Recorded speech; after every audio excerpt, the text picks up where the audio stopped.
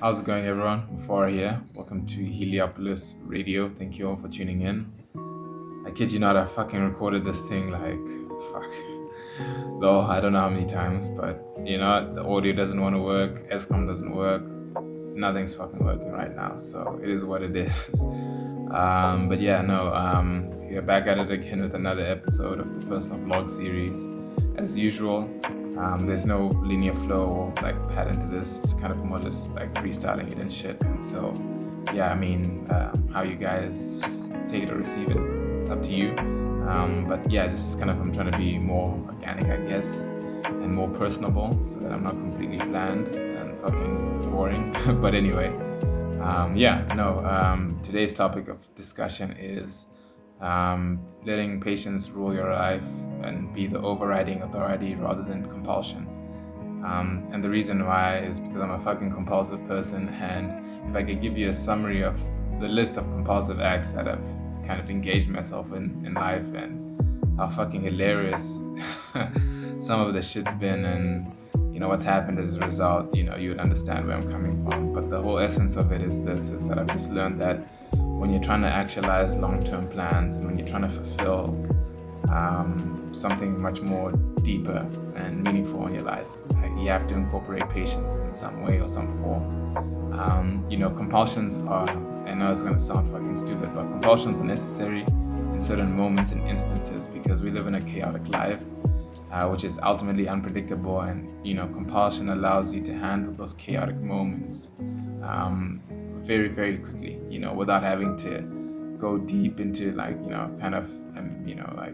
limbo or anything like that. So your compulsions help you handle chaos in a way. And so compulsion has its place, but after the chaos, because chaos is random and sporadic, it's not always constant.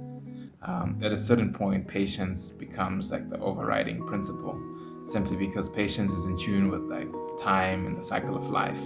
It has the perspective that it rises above our compulsions, our personal dramas, our personal fucking stories, which is why I think it's, probably a better investment. It's like, when the stock market is going down and tanking, which in this situation, you probably want to fucking get out. But that put aside, no, it's the type of investor that rides the waves and sees the end, what's truly profitable and what's not. And the thing with patience, why it's so difficult to incorporate into our lives, because there's also no fucking guarantee. Patience is just an experience, not a guarantee. Compulsions is also equally just an experience, not a guarantee. Like, you can have a compulsive act and desire, and shit, it can do really great things or it can do fucking terrible things. But then what happens is it becomes a numbers game, right? It's like the percentage of, reasonable things that come from compulsive habits versus reasonable things that come from patience.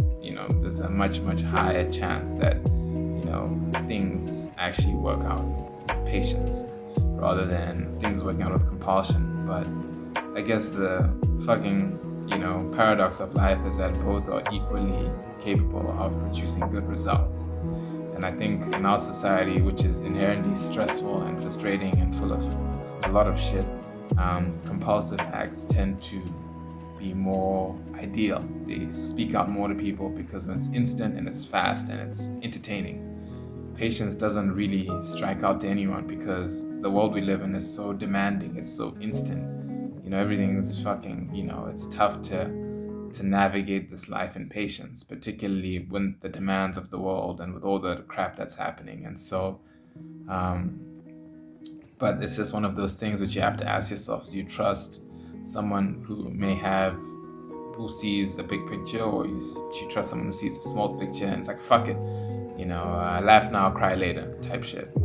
And so it just depends on your personality. But I think at a certain point, when you look at the numbers, great things have come from like truly great things, and long-lasting things tend to come more from patience. But long-lasting things can also come from compulsion. And so it's just a matter of choice and it's a matter of trust. And so, I mean, for my end, if you're wondering, I'm starting to lean more towards the patient side.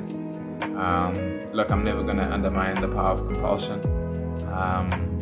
but I'm also not going to. I'm starting to realize that the power of patience is actually truly, truly, truly phenomenal. When you cultivate the inner power and strength to stay patient with things and with the process or whatever you're using patience for, right? Patience when choosing when and not to bust a nut, lol.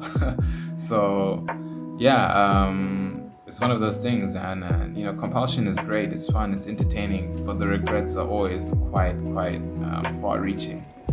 Look at all the unwanted, I'm not trying to get into like abortion or any of that shit or whatever, but look at all the unwanted like pregnancies that happen. Those are all from compulsive acts. Those are all from fuck moments. In the fuck moments, lol. They're from really, really spontaneous, compulsive moments with far-reaching effects that the individual often doesn't, realize in the moment. Even, I used to, I don't gamble, I don't, too broke to gamble these days, but when I did try it, man, there's the instant high that you get from just checking in the slot machine and not knowing what fucking happens. I don't know what the human mind does.